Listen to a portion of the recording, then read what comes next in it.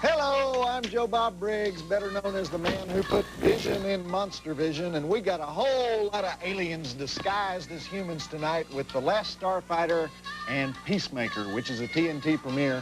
And speaking of aliens, I just met this encyclopedia salesman. I was out at the Wascom County Fair. I was just hanging around over by the Mr. Mutilator commercial blender demonstration, which is right next to the strap-on Heine vibrator cushions, which are only $34 this year. Next thing I know, I just had to have 3 billion years of wisdom inside my brain, because there was this guy named Wendell, and he didn't have a real job, so he was selling encyclopedias at the fair, and he came up to me and he convinced me I was stupid for not having a map of Swahili land in my house. And the way he does this is he says, "Is there ever anything you wanted to look up but you didn't have nothing to look it up in?" And I said, "Well, it's just one thing, as a matter of fact. How many mammals are there that eat their young on Muslim holidays, and what do they look like?" He jumped right on that. He said, "Looky here." And he explained how you can't just look under M in the encyclopedia like you do in the second grade world book, because that wouldn't work. You got to go to the 240-volume Orthopedia first and look under I for Islamic, which is the same thing as Muslim. And then you got to go to the 38-volume Great Ideas of the Northwestern World and flip through that till you find a picture of a whale or a manatee. And then you double the numbers next to that, and it tells you what page to go directly to in the Encyclopedia Britannica for further reading. Well, after he explained it, I knew I had to have one, so I asked him how much it was. Well, he told me the particular one we were looking at cost $95,000 retail. Now on special for $92,000. But I told him I couldn't afford that one, so he went down to the mink tail bindings with complimentary Atlas of Antarctica. That was just $48,000. Well, I told him I couldn't pay for that one either. And so he said, "Well, we do have this little puny one over here. It just costs $1,500. Well, I don't know. It's just such a bargain. I couldn't pass it up, so I explained how I didn't really have any money on me, and he said, "No problema." And he put me on the 30-year payout plan for just $144 a month. And then after I signed all the papers, he said they'd have to send them out to me from Chicago, because Encyclopedia Britannica is this company up there of some of the wisest guys in the world, with PhDs and LLDs and VDs, and they all live in Chicago for the climate. Anyhow, speaking of rocket scientists, we got The Last Starfighter tonight, the first movie to do all its special effects on a computer around about 1984. I always thought Tron was the first computer special effects flick. But would I question the crack TNT research department, which is a gal named Lisa in a cubicle at 1010 Techwood Drive, Atlanta, Georgia? She has her own set of Encyclopedia Britannicas and everything.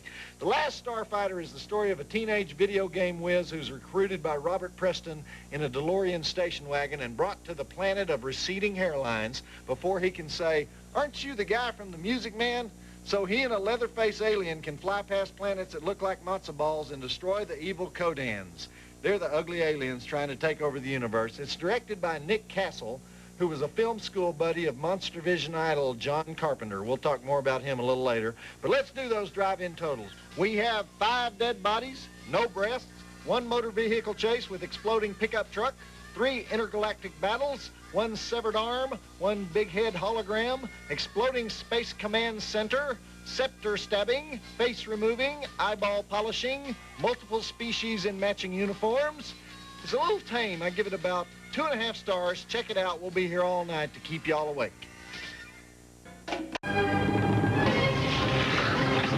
Back to Monstervision host Joe Bob Briggs and The Last Starfighter on TNT.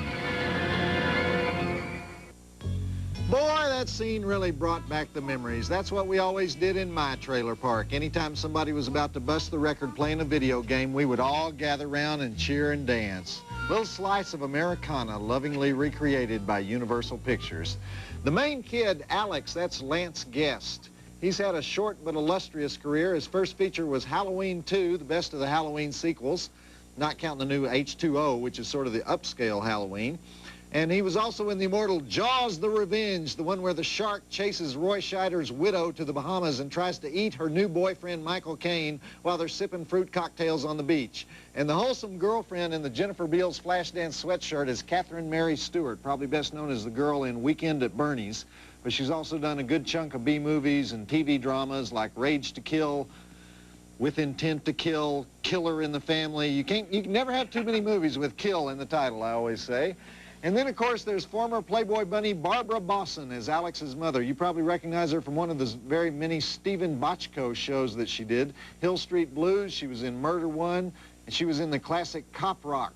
The reason is she was married to Stephen Bochco till pretty recently, and she doesn't look like it now, but she really was a Playboy bunny in New York in the early 60s.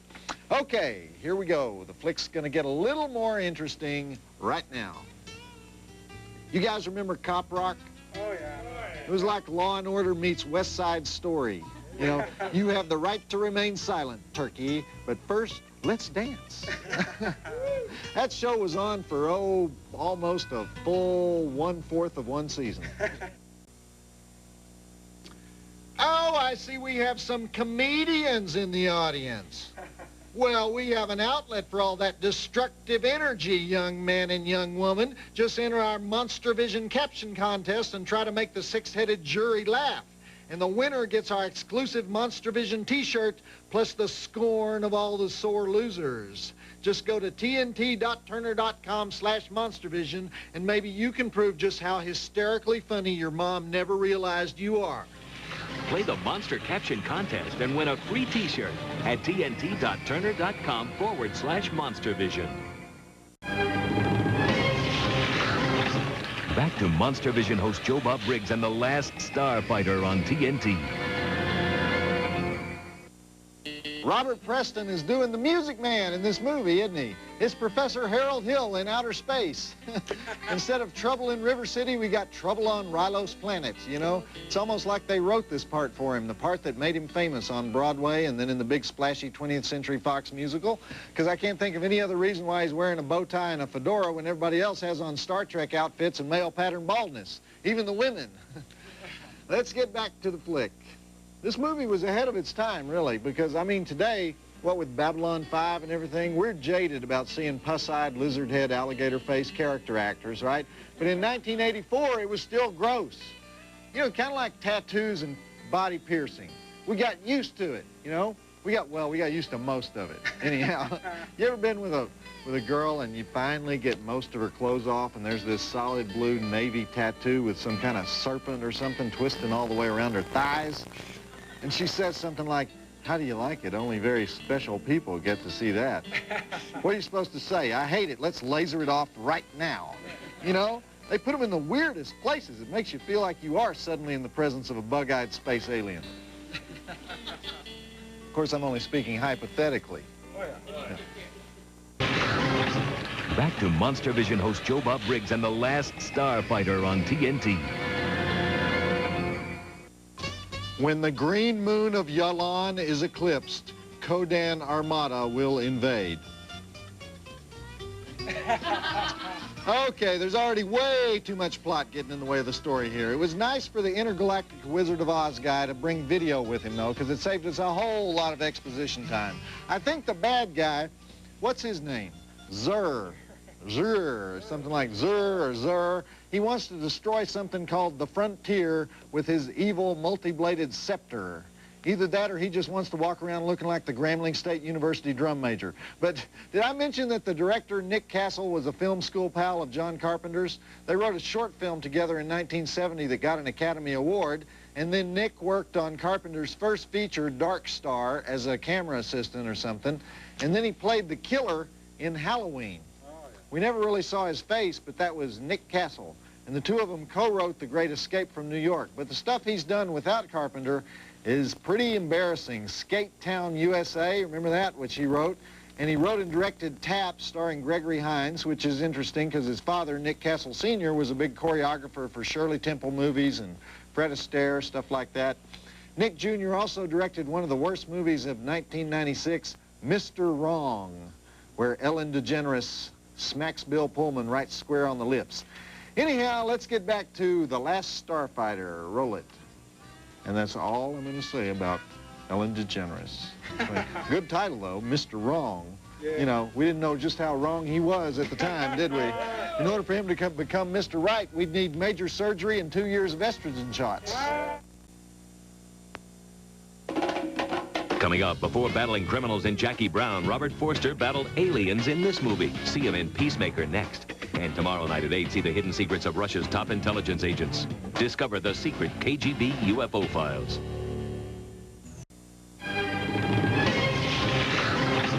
Back to Monstervision host Joe Bob Briggs and the last Starfighter on TNT. I think Lance Guest is better in the role of the Beta Unit twin robot than he is in the role of Alex. There's something sort of goofy about him, and it's not as boring as the traditional old Luke Skywalker part, you know? And speaking of Star Wars, could the music here be any more of a ripoff of John Williams? I don't think so. All right, I guess I'm supposed to talk about how this movie used all this new technology. The average frame had 350,000 polygons with peaks of over 4 million. And the computer graphics had 7 times the resolution of Tron, which came out 2 years earlier. And the people that made this movie get really mad when people would compare The Last Starfighter to Tron, because Tron took place inside the computer. And in this movie, the computer graphics portray live action or reality. I say it looks pretty much like computer graphics. Okay, let's do it. Go. Did you guys see Armageddon?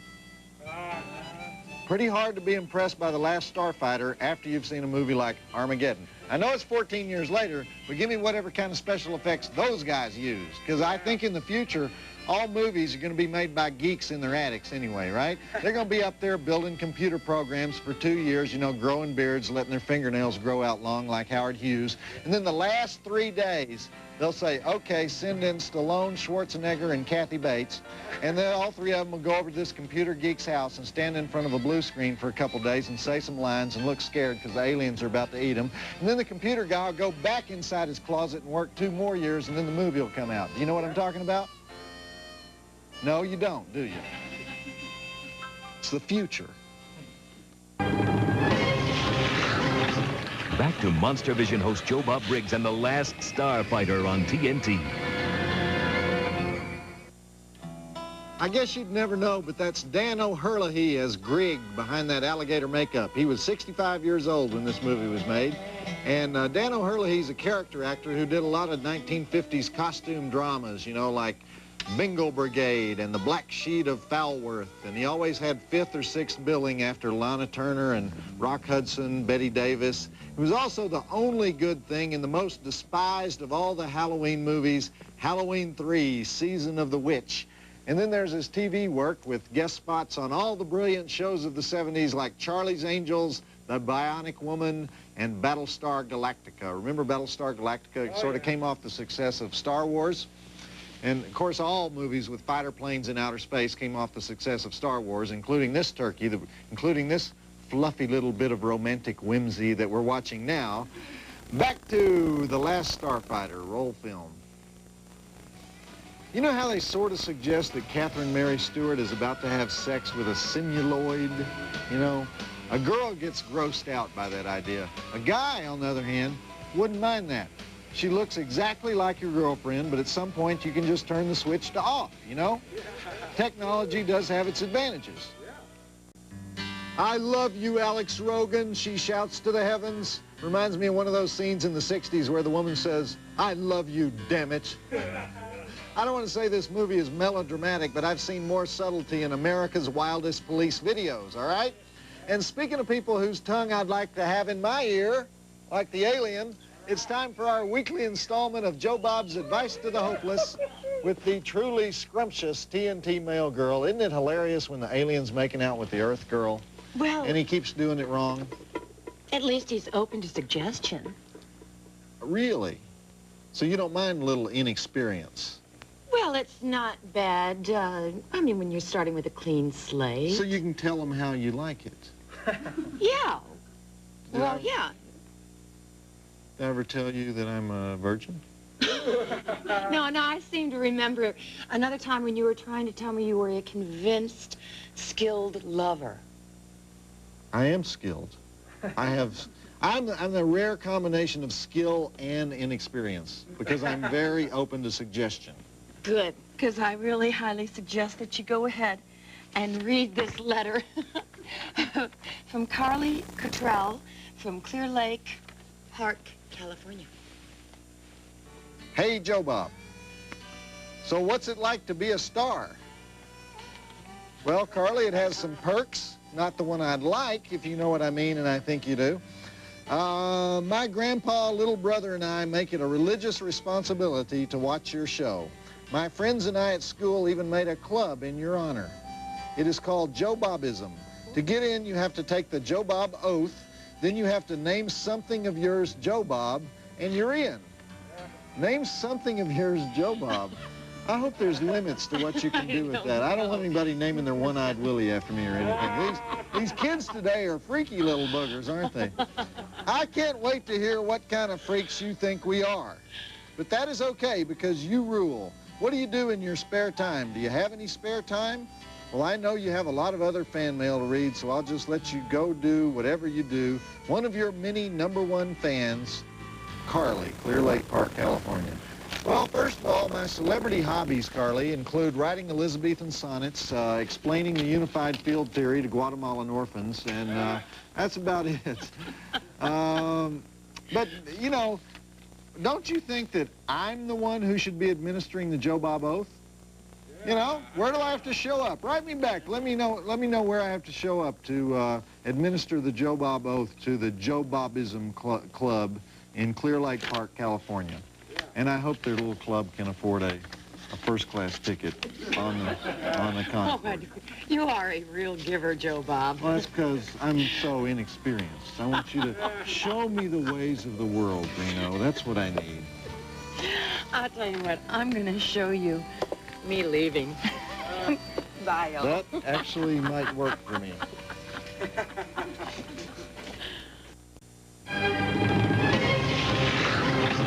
Back to Monstervision host Joe Bob Briggs and the last Starfighter on TNT. Okay, the evil invading pus-face aliens are all exploded, so why are there 12 minutes left in this movie? When the monster is dead, the movie is over. Where did this guy go to film school? Also, I thought Robert Preston was going to be reincarnated on another plane or something. How come he still looks like Robert Preston? And what's the deal with the Darth Vader face under the makeup? How come Greg walks around looking like a piece of Louis Vuitton luggage, but Centauri wears a Robert Preston mask and removable eyeballs? And everybody else looks like the before shots from the Hair Club for Men. This movie just does not do it for me. The guy who wrote this is Jonathan Betchwell, writer and director of he kind of specializes in kiddie sci-fi, like Nice Science Project and Theodore Rex. Ooh. He did produce and direct the Nightmare on Elm Street TV series, so I do give him a little credit for that. But let's get to the conclusion here so we can move on to the next flick. Go. In fact, I have a quote here from the director, Nick Castle. He says, "Technology aside, I wanted to base the picture in reality and prevent it from becoming a cartoon. It's fairly sophisticated." Uh-huh. Compared to what? Wheel of Fortune?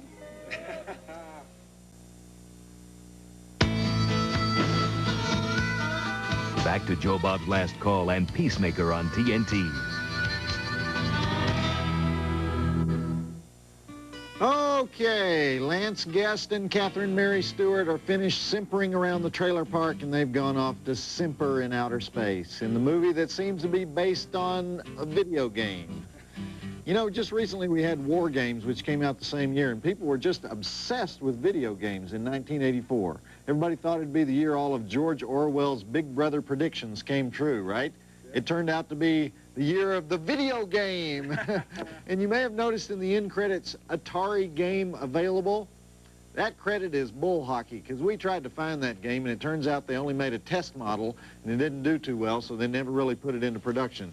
This flick was a disappointment at the box office, and it became a pretty successful video cassette, though. Later, it topped the charts for a little bit, and but they never did do a sequel, which you can tell there at the end. They kind of set up the sequel in an oh-so-subtle way, right? I'm Joe Bob Briggs, and I want to remind you that next week, to celebrate TNT's live Larry King special featuring the cast of ER, we'll be showing Coma, followed by the timeless classic Waxwork, in which the famous monsters of history come back to life in a wax museum and battle against a bunch of teenagers and old folk.